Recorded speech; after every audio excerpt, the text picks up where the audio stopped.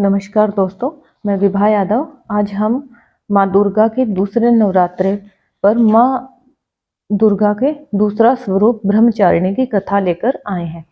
माँ दुर्गा नवशक्तियों का दूसरा स्वरूप ब्रह्मचारिणी माता का है। यह ब्रह्मा शब्द का तात्पर्य यहाँ तपस्या से है, अर्थात तप की चारिणी, तप का आचरण करने वाली। ब्रह्मचारिणी देवी का स्वरूप ज्योतिर्मय एवं अत्यंत भव्य है। इनके दाहिने हाथ में जपकी माला एवं बाहिने हाथ में कमंडलू रहता है। माता अपने पूर्व जन्म में जब पिता हिमालय के घर पुत्री के रूप में उत्पन्न हुई, तब नारद जी के उपदेश से उन्होंने भगवान शंकर जी को पति के रूप में प्राप्त करने के लिए अत्यंत कठिन तपस्या की। इस कठोर तपस्या के कारण इन्हें तपश्चारिणी अर्थात ब्रह्मचारिणी नाम से अभिहित किया गया। माता ने कठोर तपस्या की, जिसमें कुछ इस प्रकार की 1000 वर्ष तक केवल फल फूल खाकर व्यतीत किए। उसके बाद 100 वर्षों तक केवल शाक पर निर्वाह किया। माता ने इसके पश्चात कुछ वर्षों तक कठिन उपवास रखते हुए केवल खुले आकाश के नीचे वर्षा और धूप के भयानक कष्ट सहे।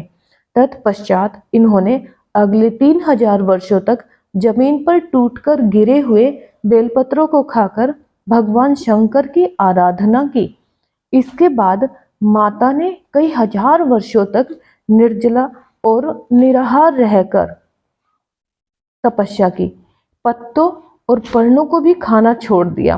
पत्तों को पर्ण कहा जाता है, इसलिए माता का नाम अपर्णा पड़ा और ब्रह्मचारिणी माता का शरीर एकदम दुर्बल और क्षीण हो गया। ये अवस्था देखकर इनकी माता मैना देवी ने एक आवाज दी और आवाज था उमा, और तभी से माता का नाम उमा पड़ गया। इससे सभी देवतागण बहुत खुश हुए कि इस प्रकार की तपस्या ना तो सहस्त्र वर्षों में किसी ने की है और ना ही कोई आगे कर सकता है इतनी कठोर तपस्या को। इसलिए ब्रह्मा जी ने आकाशवाणी से प्रसन्न स्वरों में कहा, इतनी कठोर तपस्या आज तक किसी ने की नहीं है और यह तपस्या केवल तुम ही से संभव है। तुम्ही मनोकामना की सर्वतो भावेन परिपूर्ण, तुम्हारी मनोकामना सर्वते भावेन परिपूर्ण होगी। भगवान चंद्रमौली शिव जी तुम्हें पति के रूप में प्राप्त होंगे। अब तुम्हारी तपस्या से विरत होकर तुम घर लौट जाओ। शीघ्र ही तुम्हारे पिता तुम्हें बुलाने आ रहे हैं। भक्तों, माँ दुर्गा जी का यह स्वरूप भक्तों और सिद्धों को अनंत फल देने वाला है। इनकी उपासना से मनुष्य में तप, त्याग, वैराग्य, सदाचार, संयम की वृद्धि होती है।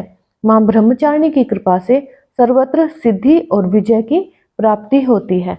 भक्तों, आशा करती हूँ माँ की कृपा आप पर इसी प्रकार बनी रहे। आप सदैव खुश रहे, सुहाल रहे, समृद्धिशील रहे, स्वस्थ रहे। ओम शं ब्रह्मचारिणी देव्य नमः।